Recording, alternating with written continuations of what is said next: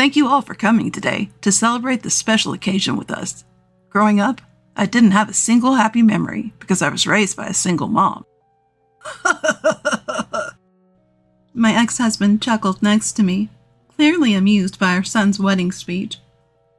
My son's wedding speech continues. My dad, whom I love dearly, was taken away from me. I was never told why my parents divorced. And no matter what I asked for, it was never bought for me. I don't want my future children to ever feel this way. And not wanting her to be a single mom was my ex-husband, the only one who applauded our son's speech about wanting to make his wife happy. Flashback to over a decade ago.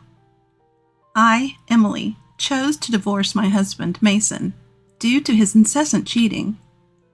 Or rather, I had no other choice, because he had left me for another woman and hardly ever came back home. Our son Jackson, who was in elementary school at the time, was a daddy's boy, much to my dismay. Mason might have been a terrible husband, but he was a fantastic dad. He'd buy Jackson any toy he wanted and take him anywhere he wished to go. While I was relieved to be rid of a terrible husband, Jackson had to experience the loss of a fantastic dad, and our relationship became strained. Mason was never a big earner. Despite this, he dipped into our savings to shower gifts on his mistress and buy games for Jackson, leaving us with next to nothing after the divorce. He was estranged from his own parents, so he had almost no ability to pay alimony or child support, leaving me with very little. So I had no choice but to work full-time after the divorce. Working full-time meant I often picked up Jackson late from after-school care. He would complain, "I'm always the last one here because my mom can't come home early." "I'm sorry, Jackson. Mom is doing her best, so I need you to do your best too." "I don't want to. Why did Dad have to leave? I want to go live with him." Every time Jackson said this, all I could say was, "I'm sorry." Mason, who had once doted on Jackson, never fought for custody. He even said that Jackson would be a hindrance to his new life with his mistress. I couldn't bring myself to tell Jackson the selfishness of his dad, so I kept the reason for our divorce from him for years. Jackson, who had been spoiled by Mason, always wanted the latest trendy toys, but I couldn't afford to buy them all. I wasn't sure if it was because he liked Mason or because of how Mason raised him, but Jackson had a selfish streak. I wanted to teach him the value of patience. "Mom, I want this game. Buy it for me," Jackson would often say. "I'll get it for you on your birthday," I'd reply. Whenever I explained that I couldn't buy expensive things for no special reason, Jackson would pout and say, "Fine, Mom, I'll just ask Dad to get it for me." He'd always turn to Mason for indulgence. During their monthly visits, Jackson would ask Mason for all sorts of things, and Mason would oblige, leaving me frustrated. I was always the bad guy in this scenario. I messaged Mason, asking him to stop spoiling Jackson, but he ignored me. The man who never stopped cheating, despite my tears, wasn't going to stop just because I asked him to on WhatsApp. Jackson's rebellious phase was a nightmare. He'd go out at night, break school rules, and I lost count of how many times I had to apologize to his teachers. But as time passed, I found myself cherishing those difficult days, pouring love into raising Jackson. Eventually, Jackson became an adult and one day brought home his girlfriend, Charlotte. Charlotte was a junior colleague at my workplace. There were men at our office. They were mostly older. Charlotte often complained, "There's no one to date here."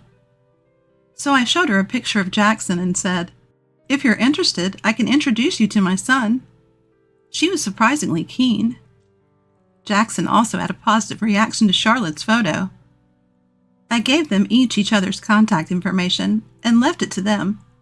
Before I knew it, they were a couple and came to our house looking serious. I was a bit anxious as I served coffee to Charlotte and Jackson. The two of them coming to the house together like this could only mean one thing.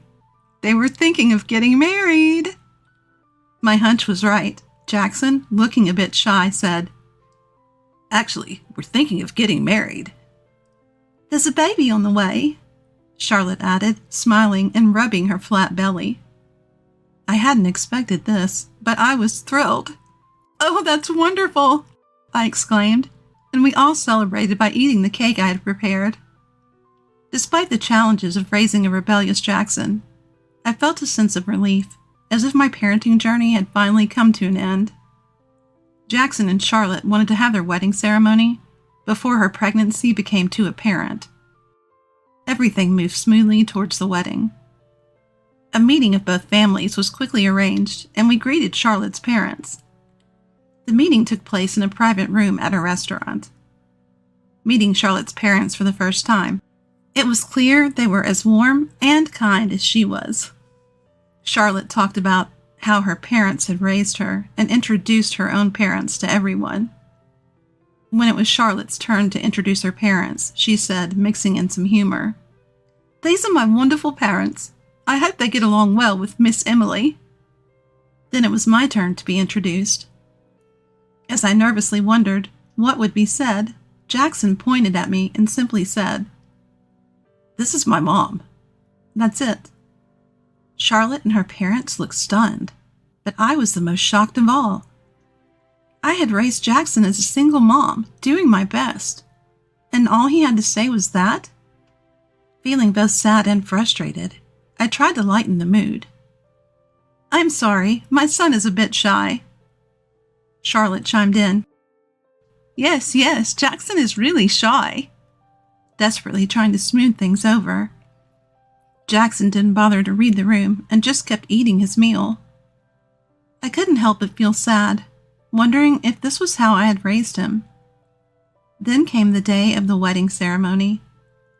It was a hurried affair due to Charlotte's pregnancy, but many guests came, and it felt like a good ceremony. However, I wish they had thought more about the seating arrangement. Would anyone normally seat their divorced husband, Mason, next to them? Though we had been in touch via WhatsApp, seeing Mason in person after so long was irritating. He casually said, "Hey, how have you been?" Remembering the days when I cried holding a young Jackson because of Mason's infidelity, I coldly replied, "Fine," and ignored him for the rest of the event. Mason, getting drunk, kept talking to me. "You never noticed I was cheating, even before we got married. Jackson has my genes, you know. Wouldn't it be weird if he had another woman? Are there no women among Jackson's guests?" I doubt anyone but Mason would bring up such a topic at a wedding ceremony. My irritation built up seeing Mason, red-faced and drunk, scanning the guests. But this was a celebration. For Jackson's sake, I held back my urge to yell. The ceremony proceeded without a hitch, and finally it was time for Jackson's speech. Both families stood near the exit as Jackson took a microphone from a staff member. Under the spotlight, what would Jackson say? As I waited nervously, Jackson began. "Thank you for all coming today to celebrate this special occasion with us. Growing up, I didn't have a single happy memory because I was raised by a single mom." "Excuse me?" I couldn't help but blurt out. As Mason chuckled next to me. Jackson continued his speech. "My dad, whom I love dearly, was taken away from me. I was never told why my parents divorced, and no matter what I asked for, it was never bought for me. I don't want my future children to ever feel this way." Charlotte didn't want to be a single mom. The only person who applauded Jackson's speech about marrying her to ensure her happiness was Mason. The atmosphere in the room turned icy. I looked at Mason, who had entered my field of vision with a heavy heart. Mason was smirking, saying, "Yeah, well said." I felt a mix of anger and sadness for all that Jackson had done to me. Being disregarded during the family meeting, seated next to Mason during the wedding ceremony, and now being openly insulted. None of it was forgivable. Though I muttered to myself, "Brace yourself." as I was paralyzed by sadness and regret. The one who moved was Charlotte. Jackson's speech just now was a terrible mistake. Charlotte snatched the microphone from Jackson and pleaded desperately. Miss Emily, Jackson's mom, is an incredible woman. She's the first woman in our company to become a department head. In fact, I had climbed the corporate ladder despite being a woman.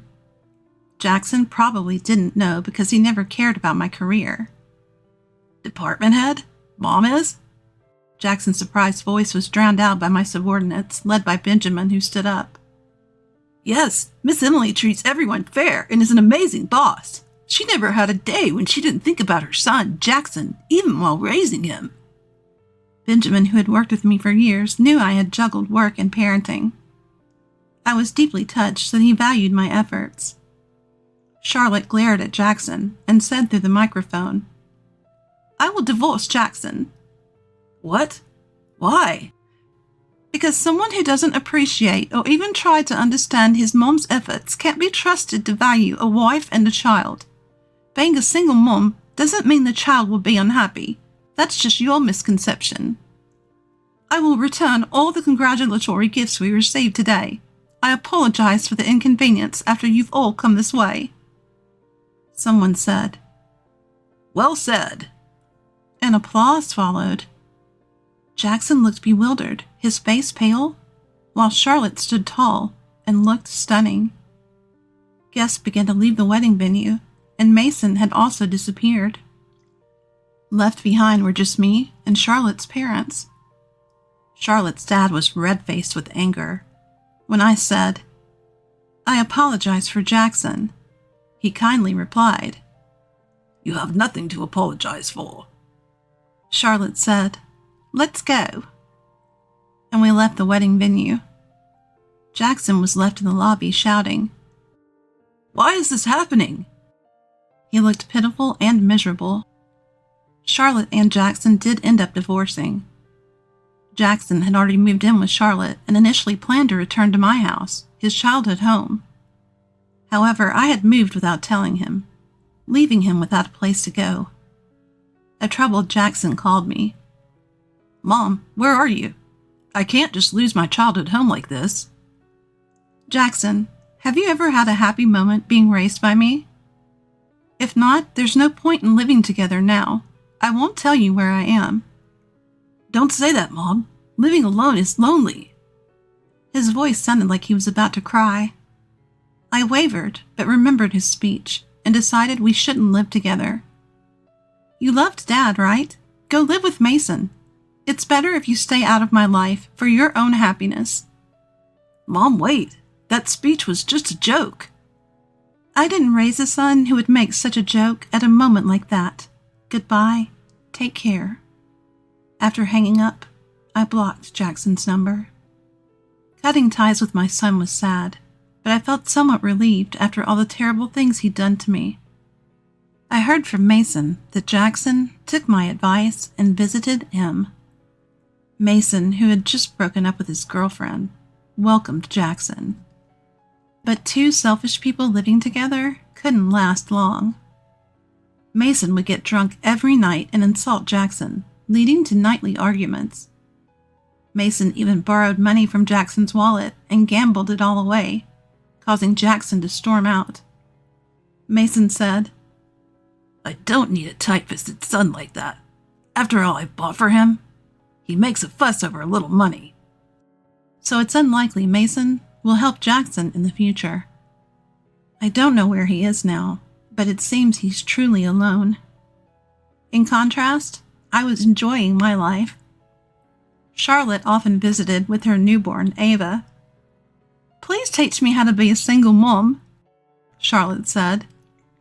The first lesson is not to raise a selfish son like that, I replied, and Charlotte laughed. I think of Ava as adorable and Charlotte as a daughter. I've continued to interact with Charlotte's parents, and we've even gone on short trips together. Parenting is harder than I thought. You're amazing for doing it alone, Miss Emily, Charlotte often says. I simply reply, thank you, without any false modesty. If I downplayed it, I'd be negating all the hard work I'd put in back then. The efforts that neither my husband nor my raised son acknowledged. I might as well acknowledge them myself. Watching Ava grow little by little alongside Charlotte has become one of my joys in life, and I feel truly happy about it.